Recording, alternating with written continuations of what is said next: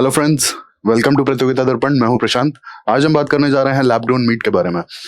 हाल ही में एक न्यूज आती है कि यूनाइटेड स्टेट्स में दो California based firms Good Meat as well as Upside Foods, इन्हें परमिशन दे दी गई है गवर्नमेंट की तरफ से लैब ग्रोन मीट को प्रोड्यूस करने के लिए और उसे सेल करने के लिए। अब बेसिकली ये है क्या, आइए इसे डिटेल में देख लेते हैं। लैब ग्रोन मीट क्या है, ये आप द हिंदू का आर्टिकल है यहाँ पर। What is the lab grown meat and what did US recently approved. यहाँ पे एक और सीएनएन का आर्टिकल है, meat without slaughter, here is everything you need to know about the lab grown meat. अब लैब ग्रोन मीट बेसिकली होता क्या है, सबसे पहला सवाल ये आना चाहिए। अब बेसिकली जो मीट लैबोरेटरी में बनाया जाता है वही है लैब ग्रोन मीट। अब इसके अगर हम प्रोसेस की बात करें तो यहाँ पे कुछ स्टेम सेल्स एनिमल से डायरेक्टली लिए जाते हैं, उन्हें एक स्पेसिफिकली न्यूट्रिशियस मीडियम प्रोवाइड किया जाता है और वो जब थोड़ा सा ग्रो कर जाते हैं, थोड़ा रेप्लिकेट कर जाते हैं, तो बायो रिएक्टर्स में मसल फाइबर डेवलप किया जाता है। और जब ये मसल फाइबर डेवलप हो जाता है तो फाइनली उस मीट को प्रोसेस करके और तैयार कर दिया जाता है ह्यूमन कंजम्पशन के लिए। अब बेसिकली ये जो न्यूट्रिएंट्स का जो मीडियम होता है, जो नेसेसरी न्यूट्रिएंट्स होते हैं, ये प्रोवाइड किए जाते हैं सीरम से, ग्रोथ सीरम से। और यहाँ पे ग्रोथ सीरम का बहुत ही ज्यादा इंपॉर्टेंट रोल है। सेकंड यहाँ पे इंपॉर्टेंट रोल है बायो रिएक्टर्स का, जहां पर मसल फाइबर को डेवलप किया जाता है। अब इसे फाइनली प्रोसेस करके और मार्केट में ये तैयार हो जाता है सेल के लिए या फिर ह्यूमन कंजम्पशन के लिए। अब क्या ऐसा पहली बार हो रहा है? क्या United states is the only country जहां पर लैब ग्रोन मीट्स को प्रोड्यूस और सेल करने की परमिशन दी गई है? नहीं, इससे पहले सिंगापुर में 2020 में लैब ग्रोन मीट को अप्रूव कर दिया गया था और उसकी सेल वहां पे परमिट कर दी गई थी। आइए आगे बढ़ते हैं। अब इसका अगर एग्जांपल लें लैब ग्रोन मीट का, तो वो होता है सेल कल्टीवेटेड चिकन। अब cell cultivated is basically the process, क्योंकि जो शुरुआत होती है इस लैब ग्रोन मीट की वो तो सेल से ही होती है। जो स्टेम सेल्स डायरेक्टली एनिमल से लिए जाते हैं, उन्हीं को न्यूट्रिशियस मीडियम प्रोवाइड करके और उन्हें रेप्लिकेट करने के लिए सपोर्टिव एम्बियंस प्रोवाइड किया जाता है। तो सेल कल्टीवेटेड चिकन बेसिकली वो चिकन है जो लैब में बनाया गया है या फिर ग्रो किया गया है। अब जो मीट के बेसिकली जो फाइबर हैं वो बायो रिएक्टर्स में डेवलप किए जाते हैं, और जब सेल्स या फिर जो फाइबर्स हैं जब सफिशिएंटली ग्रो कर जाते हैं तब उन्हें प्रोसेस किया जाता है और फाइनली उनके texture as well as taste और अपीयरेंस पे फोकस किया जाता है और उसे डेवलप किया जाता है और उसके बाद उसे प्रोसेस करके और ह्यूमन कंजम्पशन के लिए रेडी कर दिया जाता है।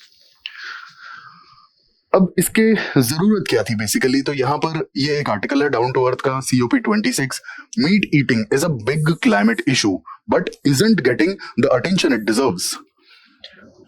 एक्चुअल में नॉन वेजिटेरियन डाइट के लिए बहुत पहले से ही ऑर्गेनाइजेशंस आवाज उठा रही हैं। अब यहाँ पर आप देख सकते हैं इंडियन एक्सप्रेस का आर्टिकल है, eating lots of meat is bad for the environment but we don't know enough about how consumption is changing. अब ये बेसिकली आर्टिकल है, काफी पुराना आर्टिकल है, ये लगभग 21 का आर्टिकल है। लेकिन यहाँ पे एक जो चीज इंपॉर्टेंट है वो ये है कि यूनाइटेड किंगडम में एक सर्वे हुआ था और उस सर्वे में ये पाया गया, जो रिजल्ट्स निकल के सामने आए वो ये थे कि यूनाइटेड किंगडम में बेसिकली लोग, people are turning into vegan. वो वेजिटेरियन डाइट फॉलो करना शुरू कर रहे हैं और उन्होंने नॉन वेजिटेरियन फूड को छोड़ दिया है खाना। ये एक बहुत बड़ा यहाँ पे चीज देखने को मिली। ईयर ऑन ईयर ऑलमोस्ट 17% लोगों ने नॉन वेजिटेरियन खाना पूरी तरीके से छोड़ दिया था। हालांकि ये काफी पुराना आर्टिकल है और सिर्फ यूके बेस्ड है, लेकिन इसके जो इफेक्ट्स हैं हम उन पे भी बात कर लेते हैं, क्योंकि लैब ग्रोन मीट का कोई तो सिग्निफिकेंस होगा तभी कंट्रीज या फिर इंटरनेशनल ऑर्गेनाइजेशंस इसके लिए इतनी आवाज उठाती हैं। अब यहाँ पे सबसे पहला सिग्निफिकेंस आता है climate change mitigation. Lab grown meat कैसे क्लाइमेट चेंज मिटिगेशन में हेल्प करेगा, इसके लिए हमें सारे डेटास पे नजर डालनी पड़ेगी। सबसे पहले हम आते हैं ग्रीन हाउस गैस एमिशन के डेटा पे। अब एक डेटा के अकॉर्डिंग जो एंथ्रोपोजेनिक एक्टिविटीज से एमिशन होता है, उस एक्टिविटीज का 14% emission, green house gas emission, सिर्फ और सिर्फ लाइवस्टॉक कल्टीवेशन से आता है। तो काफी बड़ा एमिशन का ये पार्ट है लाइवस्टॉक कल्टीवेशन। इसके बाद एक चीज और देखने को मिलती है, एक डेटा है, ये डाउन टू अर्थ मैगजीन में पब्लिश किया था। अब इस डेटा के अकॉर्डिंग एक्चुअल में जितना फूड प्रोडक्शन या एग्रीकल्चरल प्रोडक्शन होता है, मोर देन 50% एमिशन जो एग्रीकल्चरल प्रोडक्शन से होती है वो सिर्फ और सिर्फ लाइवस्टॉक या फिर मीट प्रोडक्शन की वजह से होती है। तो आप देख सकते हैं। और अब यहाँ पे ये एमिशन की बात इसलिए भी की जा रही है क्योंकि carbon monoxide as well as nitrogen oxides काफी ज्यादा एमिट होती हैं meat production as well as livestock management से। लाइव स्टॉक का बहुत बड़ा रोल है एमिशंस में। इसके बाद आपकी मीथेन काफी ज्यादा इम्पैक्टफुल ग्रीन हाउस गैस है। और जो डाइजेस्टिव सिस्टम होता है लाइव स्टॉक्स का, वो काफी ज्यादा ड्यूरिंग डाइजेशन मीथेन प्रोड्यूस करता है। तो live stock is also responsible for methane emission. तो ये हमने देखा कि क्लाइमेट चेंज के मिटिगेशन में कैसे लैब ग्रोन मीट हेल्प करेगा। अब डायरेक्टली अगर हम देखते हैं तो मीट प्रोडक्शन, उससे काफी ज्यादा ग्रीन हाउस गैस एमिशन होती है। इसके बाद जो एंथ्रोपोजेनिक एक्टिविटीज से प्रोडक्शन एमिशन होता है, उसका लगभग 14% ग्रीन हाउस गैस एमिशन सिर्फ और सिर्फ लाइव स्टॉक प्रोडक्शन से आता है। इसके बाद जो बेसिकली एमिशंस हैं लाइव स्टॉक या फिर मीट प्रोडक्शन के, वो है methane, carbon monoxide as well as nitrogen oxides. तो ये इतने एमिशंस जो हैं, इसमें काफी हद तक कमी आएगी। ये एक बहुत बड़ा रीजन है कि हमें लैब ग्रोन मीट की तरफ स्विच कर जाना चाहिए। अब अगर कार्बन फुटप्रिंट की बात करें तो एक डेटा के अकॉर्डिंग जो नॉन वेजिटेरियन डाइट है, जो मीट प्रोडक्शन है, it provides around 37% of protein global level पे। अगर देखा जाए तो नॉन वेजिटेरियन डाइट से लगभग 37% प्रोटीन मिलता है लोगों को। लेकिन यहाँ पे एक बहुत बड़ा रीजन इसका ये है कि नॉन वेजिटेरियन डाइट से जो एमिशंस होते हैं और जो कार्बन फुटप्रिंट है, वो बहुत ज्यादा बड़ा है। ये एक बहुत बड़ा रीजन है कि लैब ग्रोन मीट को इतना प्रेफर किया जा रहा है और इसके लिए इतनी आवाज उठाई जा रही है। अब आप सोचिए 37% प्रोटीन जिस सोर्स से मिलता है, उसका ग्रीन हाउस गैसेस का जो कॉन्ट्रीब्यूशन है एग्रीकल्चरल प्रोडक्शन में, वो ग्रेटर देन 50% है। इसके बाद एक चीज यहाँ पे जो और नोटिस की गई, अब एक डेटा के अकॉर्डिंग जो बीफ प्रोडक्शन है ना, बीफ प्रोडक्शन से जो एमिशंस होते हैं, ये 24 टाइम्स हैं उस एमिशन के जो कि पल्सेस और सीरियल्स से के प्रोडक्शन से होता है। 24 times beef as well as lamb का जो प्रोडक्शन है, उससे जो एमिशन होती है, it is like 24 times of the production of the emission of the production of pulses as well as cereals. तो ये काफी बड़ा इशू है। इसके बाद एक और चीज यहाँ पे नोटिस करने वाली है कि beef production as well as lamb production, इससे जो एमिशन होता है ना, it is like more than 3 times of the emission जो होता है चिकन प्रोडक्शन से। तो आपने कई बार सुना भी होगा कि बहुत सारे एक्टिविस्ट्स वगैरह हैं जो बीफ और लैम्ब के लिए भी प्रोटेस्ट करते हैं। This is the reason. Beef as well as lamb production में जो ग्रीन हाउस गैस एमिशन होता है, it is almost more than 3 times of the emission because of the chicken production. तो ये एक बहुत बड़ा रीजन है कि that's how we are going to curb the climate change. Reason being, हम कम से कम ग्रीन हाउस गैस के एमिशंस को अगर कंट्रोल कर लेते हैं तो ऑब्वियस सी बात है कि हम क्लाइमेट चेंज को कर्ब कर सकते हैं। अब सेकंड आता है यहाँ पे लैंड यूज एफिशिएंसी। अब एक डेटा के अकॉर्डिंग अगर लैब ग्रोन मीट पे स्विच कर जाती है दुनिया, लाइक वर्ल्ड, अगर लैब ग्रोन मीट पे स्विच कर जाती है तो लैब ग्रोन मीट को जितनी लैंड की जरूरत पड़ेगी ना, it is almost 60% less than the land required for the chicken production, and it is almost 70% lesser than the land required for the beef and the lamb production.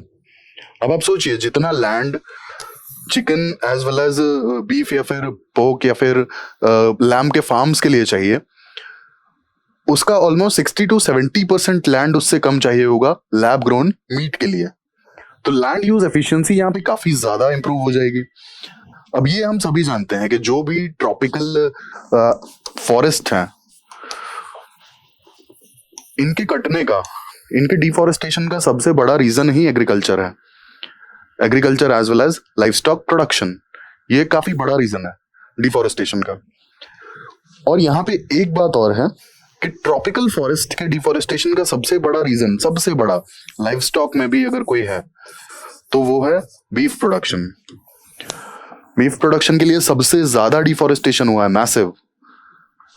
तो obviously बात है कि क्लाइमेट चेंज भी mitigate होगा, land use efficiency भी improve हो जाएगी क्योंकि कम जमीन की जरूरत पड़ेगी। और जो लैंड हमारे पास बचेगा, बेसिकली जो भी पोल्ट्री फार्म्स हैं या फिर जो चिकन फार्म्स हैं या फिर जो आपके बीफ फार्म्स हैं, पिग फार्म्स हैं, इनकी जो भी जगह बचती है, जो भी लैंड हमें मिलता है, एटलीस्ट हम वहां पे कल्टीवेशन कर सकते हैं सीरियल्स का, पल्सेस का। तो ये एक लैंड यूज एफिशिएंसी को बढ़ा सकता है। Then animal welfare. अब एनिमल वेलफेयर की यहाँ पे क्यों बात की जा रही है? रीजन बीइंग, जो पोल्ट्री फार्म्स होते हैं या फिर जो भी फार्म्स होते हैं, वहां पे एक्चुअल में एनिमल्स को बहुत घटिया कंडीशंस में, बहुत बेकार लिविंग कंडीशंस दी जाती हैं उन्हें, ठीक है। प्रॉपर खाना भी नहीं दिया जाता है, और इंडिया में ये केस आप आए दिन देखेंगे, स्पेशली चिकन के केस में, ठीक है। पोल्ट्री फार्म्स पे कई बार ऐसा देखने को मिला है कि जो भी ओनर्स होते हैं वो हेंस को, चिकन्स को एंटीबायोटिक्स देते हैं, जबरदस्ती एंटीबायोटिक्स के इंजेक्शन दिए जाते हैं जिससे कि उनका वेट बढ़ जाए, ठीक है। लेकिन ये हेल्दी नहीं होता है एक्चुअल में। जो भी इसे कंज्यूम करते हैं उन्हें मतलब काफी हेल्थ इश्यूज हो सकते हैं, इस तरीके की जो भी चिकन्स या फिर हेंस होती हैं, तो ये एक बहुत बड़ा इशू आता है। अब एंटीबायोटिक्स उन्हें जबरदस्ती दिए जाते हैं उनकी बॉडी को ग्रो करवाने के लिए, जिससे उनका वेट बढ़े, तो ये कहीं ना कहीं एथिकल नहीं है, पहली बात। दूसरी बात, उन्हें प्रॉपर लिविंग कंडीशंस तो दी नहीं जाती हैं, प्रॉपर खाना नहीं दिया जाता है, बहुत ही छोटे छोटे से केजेस होते हैं, हाथ पैर बांध के रखा जाता है। तो ये एक बहुत बड़ा कंसर्न हो जाता है कि जो क्रूअल्टी है ये बहुत ज्यादा देखने को मिलती है ऐसे फॉर्म्स पे। तो ये भी एक बहुत बड़ा इशू है कि एनिमल्स का भी काफी वेलफेयर हो जाएगा अगर नॉन वेजिटेरियन डाइट को लोग कम फॉलो करें, और नॉट एग्जैक्टली कम फॉलो करें, लैब ग्रोन मीट पे स्विच कर जाएं rather. Lastly, food security as well as nutrition. तो जैसा कि हमने देखा था कि almost 37% protein non vegetarian diet से मिलता है ग्लोबली। अब फूड सिक्योरिटी की तो जरूरत है ही।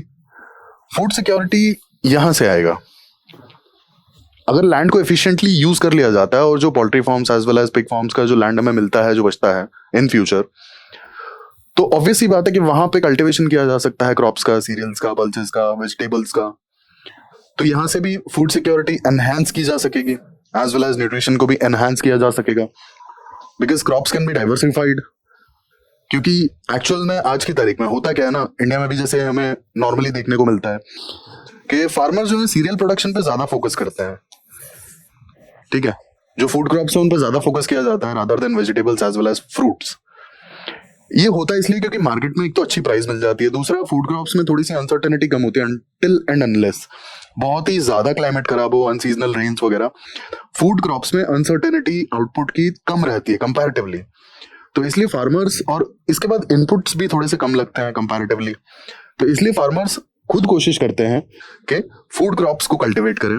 और फूड क्रॉप्स की तरफ फार्मर्स के जाने का सबसे बड़ा रीजन ही है एमएसपी। तो ये एक बहुत बड़ा कारण बन जाता है कि हमें कई बार होता है ना, जैसे आप देखेंगे कि अनियन या फिर होता है टमेटोज, या फिर होता है कि ऑयल की शॉर्टेज देखने को मिल जाती है, जो कुकिंग ऑयल है उसकी। Reason being cereals as well as food crops पे बहुत ज्यादा फोकस रहता है फार्मर्स का, और वो उनके भी अपने पर्सनल रीजन हैं, ठीक है। और सबसे बड़ा रीजन तो मैंने आपको बता ही दिया कि क्यों यहाँ पे इतनी ज्यादा बायसनेस है, तो ये एक बहुत बड़ा रीजन है। तो इसलिए न्यूट्रिशन पे अगर फोकस किया जाएगा, तो जब क्रॉप्स डाइवर्सिफाइड होंगी, लोग vegetables as well as fruits cultivation पर भी फोकस करेंगे, तो ऑटोमेटिकली न्यूट्रिशन की तरफ भी फोकस हो ही जाएगा। बट यहाँ पे जनरली अगर आप देखोगे तो लैंड यूज एफिशिएंसी जैसे जैसे इंप्रूव होगी, food security as well as nutrition अपने आप इंप्रूव होगा। अब यहाँ पे चैलेंजेस की अगर हम बात करें तो चैलेंजेस क्या है? चैलेंजेस है, सबसे पहला चैलेंज आता है कंज्यूमर एक्सेप्टेंस। अब अगर एक डेटा की हम बात करें तो 1961 से देखा जाए तो मीट प्रोडक्शन जो है वो 4 गुना हो चुका है। It has been quadrupled. Population हालांकि डबल हुई है, लेकिन मीट प्रोडक्शन जो है 4 टाइम्स हो चुका है। इसके बाद पर पर्सन अगर मीट सप्लाई देखा जाए तो वो भी ऑलमोस्ट 2 टाइम्स हो चुका है। तो जब इतने लोग डायरेक्टली मीट को कंज्यूम करते हैं, क्या ये लोग इतना इजीली एक्सेप्ट कर लेंगे लैब ग्रोन मीट को? पहला ये इशू। दूसरा इशू की अगर हम बात करें तो डेवलप्ड कंट्रीज में बहुत ही ज्यादा डिमांड है मीट की, बहुत ज्यादा। अब अगर एक डेटा के अकॉर्डिंग देखें तो एनुअली पर पर्सन यूएसए में 124 केजी मीट सप्लाई होता है। अगर आप इसको इंडिया के डेटा से कंपेयर करोगे तो इट्स लेस देन 5 केजीज। तो डेवलप्ड कंट्रीज में मीट की बहुत ही ज्यादा डिमांड है। First of all develop countries में people are highly educated as well as aware. तो ये एक बहुत बड़ा रीजन है कि क्या इतना इजीली लैब ग्रोन मीट को एक्सेप्ट कर पाएंगे, ये होगा, यहां पे एक क्वेश्चन मार्क है। दूसरी चीज आती है cost are very high. Cost क्यों हाई है? क्योंकि जो यहाँ पे ग्रोथ सीरम जो प्रोवाइड करने पड़ते हैं और जो बायो रिएक्टर्स प्रोवाइड करने पड़ते हैं और जो कॉन्ड्यूसिव एनवायरनमेंट प्रोवाइड करना पड़ता है, इसकी वजह से लेबोरेटरी में जो प्रोड्यूस होता है मीट उसके कॉस्ट बहुत ज्यादा हाई है। पहला रीजन। दूसरा रीजन, अभी प्रोडक्शन काफी छोटे स्केल पे है, और छोटे स्केल पे है इस वजह से भी कॉस्ट बहुत हाई है। मास प्रोडक्शन तो है नहीं ना, ये भी एक बहुत बड़ा रीजन है। तो कॉस्ट हाई है तो ऑब्वियस सी बात है कि कंज्यूमर्स, अगर कॉस्ट हाई होगा तो वो क्यों एक्सेप्ट करेंगे? वाई? कोई भी इंसान अपने पैसे बचाना ही चाहेगा, और अगर उसे सेम चीज मिल रही है तो लेट्स एक्सेप्ट दिस फैक्ट कि majority people won't think about the environment and the climate change. Majority I am talking about, उन्हें यही लगेगा कि नहीं यार, both are same. Reason I am telling you, they are not much aware about the climate change, first of all. Secondly, they are more concerned about their diet. ठीक है ना, तो अवेयरनेस उतना है और बेसिकली डाइट पे ज्यादा focus है लोगों का। तो ये दोनों फैक्टर्स ऑब्वियसली कॉस्ट वाले फैक्टर को बहुत ज्यादा अफेक्ट करेंगे। कोई भी हाई कॉस्ट वाला सेम मटेरियल नहीं लेगा। अगर उसे आप ये भी बोलोगे कि you are saving the climate, you are saving the earth, then also जो नॉर्मल या फिर जो थोड़े से कम पढ़े लिखे या जो कम अवेयर लोग हैं, उन्हें तो यही लगेगा ना कि ये शायद अपनी सेल बढ़ाने का कोई एक टैक्टिक है कंपनीज का। तो कॉस्ट बहुत हाई होंगी तो इसकी सेल पर ऑब्वियसली असर पड़ेगा, और पीपल इतना easily they won't accept. Then scalability. अब यहाँ पे लैब्स के लिए सेटअप चाहिए, इसके बाद जो ग्रोथ सीरम्स हैं उसकी एकदम से बहुत ज्यादा सप्लाई चाहिए। ठीक है, और कंज्यूमर अगर एक्सेप्ट नहीं करेंगे तो कैसे मास प्रोडक्शन होगा? और अगर मास प्रोडक्शन नहीं होगा तो कॉस्ट तो हाई रहेगा, और कॉस्ट हाई रहेगा तो कंज्यूमर्स कैसे एक्सेप्ट करेंगे? तो अब देख रहे हैं तीनों चीजें एक दूसरे के साथ जुड़ी हुई हैं कि जब तक कंज्यूमर एक्सेप्टेंस नहीं आएगा तब तक मास प्रोडक्शन नहीं होगा, मास प्रोडक्शन नहीं होगा तब तक कॉस्ट कम नहीं होगा, कॉस्ट कम नहीं होगा तो ऑब्वियसली बात है कि consumers won't accept. Then resources. अब यहाँ पे जैसा कि मैंने आपको बताया कि ग्रोथ सीरम्स की बहुत ज्यादा रिक्वायरमेंट है, तो वो भी जरूरी है। Then environmental impact concerns. अब एनवायरमेंटल इम्पैक्ट कंसर्न्स यहाँ पे बहुत ज्यादा है। रीजन बीइंग, हाल फिलहाल में अभी बहुत छोटे स्केल पे प्रोडक्शन हो रहा है, इसलिए हमें एक्चुअल में एनवायरमेंटल इम्पैक्ट नहीं पता लैब ग्रोन मीट का। बट अगर मास लेवल पे या फिर लार्ज स्केल पे इसका प्रोडक्शन होगा, then we will come to know about the environmental impact of the lab grown meat, हाल फिलहाल में जो कि नहीं पता है। Then intellectual property and patent issues. अब एक्चुअल में अलग अलग फॉर्म्स अपने अपने जो लैब ग्रोन मीट है उसके प्रोसेसेस के आईपीआर और पेटेंट्स रजिस्टर करा रहे हैं। अब आगे चल के ये इंटेलेक्चुअल प्रॉपर्टी राइट्स का इशू बन सकता है। ठीक है, तो ये भी यहाँ पे एक कंसर्न है। फिर यहाँ पर एक और कंसर्न हम बात करते हैं, वो आता है ओवर ईटिंग का। सपोज कल दिन को स्केलेबिलिटी बहुत ज्यादा होती है, मास प्रोडक्शन होने लगता है, प्राइसेस कम हो जाते हैं, और इतने ज्यादा कम हो जाते हैं कि जो रेगुलर मीट है उससे बहुत ज्यादा सस्ता होता है lab grown meat. Just for example, बहुत ज्यादा सस्ता हो जाता है इन फ्यूचर। तो जब बहुत ज्यादा सस्ता हो जाएगा तो हर कोई हाई प्रोटीन डाइट की तरफ जाना चाहेगा। तो जब ओवर कंजम्पशन का जो इशू आएगा, तो क्या बहुत ज्यादा हेल्दी एडिटिव्स इसमें ऐड किए जाएंगे? और क्या हेल्दी एडिटिव्स ऐड किए जाएंगे तो प्राइस सेम रहेगा? और अगर प्राइस कम रहता है तो ओवर ईटिंग के बाद जो कॉन्सिक्वेंसेस फेस करने पड़ेंगे, like obesity and the other health issues, क्या उन्हें नकारा जा सकता है? नहीं।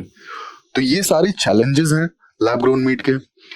अब हम बात कर लेते हैं वे फॉरवर्ड के ऊपर।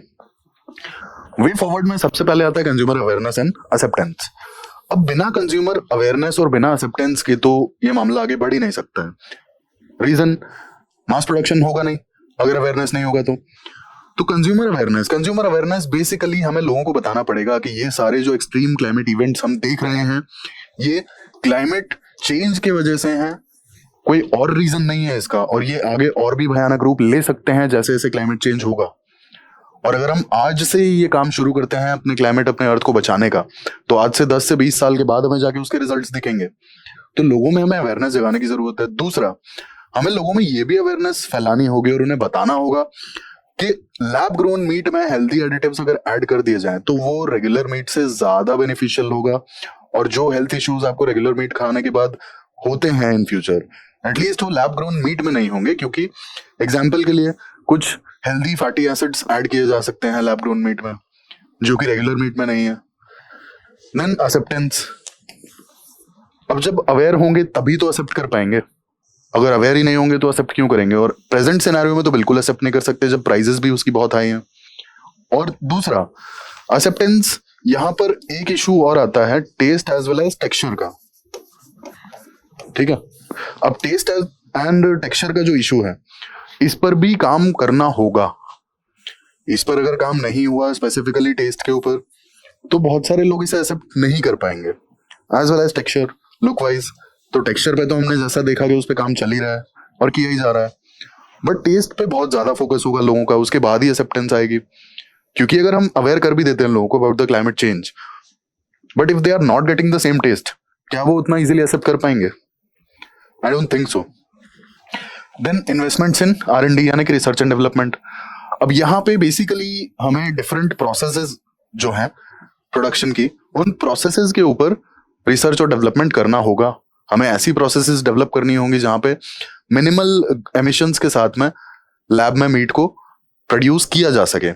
ये हमारे लिए बहुत ज्यादा रिक्वायर्ड है और बहुत जरूरी भी है। इसके बाद हमें ऐसे प्रोसेसेस पे काम करना होगा जहाँ पे मिनिमल कॉस्ट में लैब में मीट का प्रोडक्शन हो सके। Then optimised production facilities. अब प्रोडक्शन फैसिलिटीज आगे चल के उन्हें इतना ऑप्टिमाइज करना जरूरी है कि उनका जो प्रोडक्शन कॉस्ट है वो ऑटोमेटिकली कम हो। International collaboration and trade facilitation. अब जो प्रोडक्शन के प्रोसेसेस हैं और जो अवेयरनेस है, ये दोनों चीजें आपस में जुड़ी हुई हैं। अगर इंटरनेशनली कंपनीज एक दूसरे के साथ अपनी चीजें एटलीस्ट बेसिक्स भी शेयर करती हैं, तो ये कोलैबोरेशन के थ्रू जगह जगह पर प्रोडक्शन इजी हो जाएगा first of all. Secondly international trade बहुत आसान हो जाएगा अगर लोग अवेयर होंगे तो, ठीक है। Lastly safety and quality issues. अब safety as well as quality दोनों इंश्योर करना बहुत ज्यादा जरूरी है। क्या जो उसमें हेल्दी एडिटिव्स ऐड किए जा रहे हैं, या फिर क्या लैब ग्रोन मीट को भी कंज्यूम करके सेम हेल्थ इश्यूज फेस करने पड़ेंगे आगे भी? दूसरा, जो हम आर्टिफिशियल एनवायरनमेंट में लैब में बेसिकली जिस मीट का प्रोडक्शन कर रहे हैं, क्या वो कंजम्पशन के लिए उतना ही सेफ है जितना रेगुलर मीट सेफ है? इस पर भी अभी काफी काम करना बाकी है। तो ये हमने बात की लैब ग्रोन मीट के ऊपर और देखा कि क्या क्या इश्यूज हैं और क्या चैलेंजेस हैं लैब ग्रोन मीट में, क्यों जरूरी है, क्या डेटा है, ऐसे कौन से डेटा हैं जो इस तरफ इशारा करते हैं कि हमें लैब ग्रोन मीट पे स्विच कर जाना चाहिए। ऐसे इन्फॉर्मेटिव वीडियोस के लिए हमारे साथ जुड़े रहिए। Thank you, thanks for watching.